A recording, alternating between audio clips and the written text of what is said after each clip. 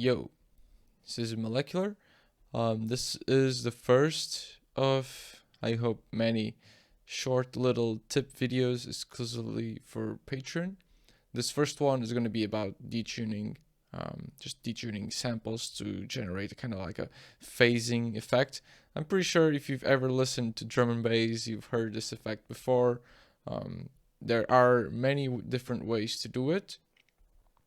You can do it with phasers, flangers.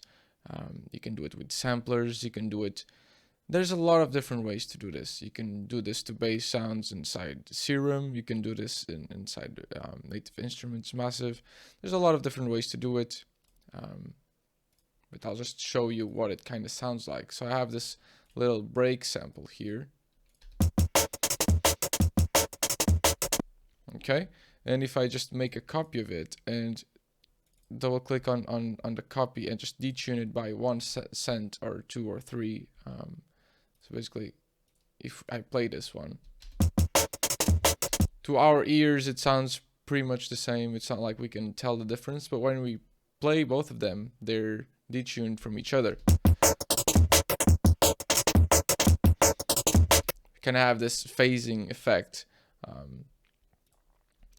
So here, for example, a bass sound. Okay, and now if I copy that, I have another copy of that already here, 1 cent detuned, and you can be more aggressive.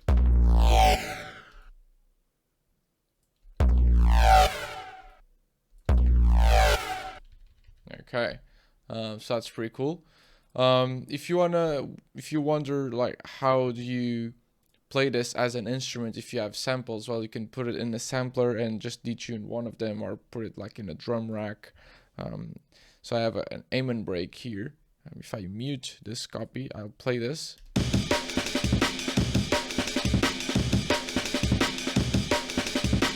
So this is just an aim break in one-shot mode and gate mode. So every time I press a note, it should trigger for as long as I hold that note. Okay, cool. And I have then a copy here, but that's detuned by 2 cents. Okay, so if I play this one, you hear this, and if I play the other one, it sounds pretty much the same, right? Because we really cannot tell that difference. But when I play both of them,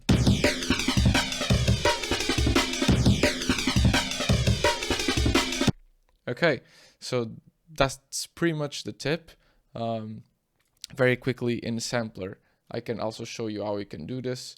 So you go to an instruments, you put on a sampler. Let's just use this sample as an example. So obviously, if you want to use the sample on the sampler, first important thing that you need to know is to set the root notes to be correct, or else every time you play a note, it's not going to be tuned. Okay, so here on this bass hit, we know that this is in B, so I'm going to set the root to B. So now this is tuned perfectly. So now what we can do is we can click on this little zone here, and that's going to show you what notes trigger what sample and all of that. And I can just duplicate this, and I have 2 samples being triggered at the same time. Okay, but what I can do is I can select one of them and just detune them. Okay, and now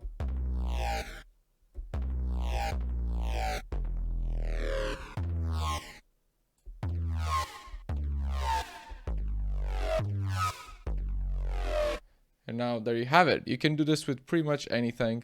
The sampler is cool because you can play notes. So there you have it. You can do this with vocals, with bass sounds. Reese basses and Reezy basses are the most classical way of using this technique. Amen breaks, funk breaks in general at the end of like a 16-bar loop or something.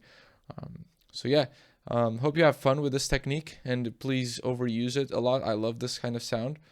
And feel free to comment on the Patreon post where this will be. Feel free to comment like other small tips that you might want to see. Maybe you want to see like some very quick plugin reviews, or which is something that I'm doing and recording. and will be uploaded soon.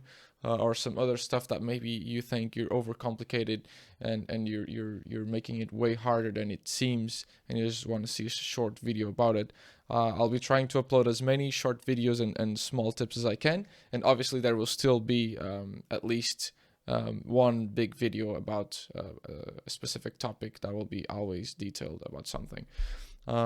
So thank you. This is Molecular Raf for the Patreon crew, with the first ever small little kind of tip. It's nothing too crazy.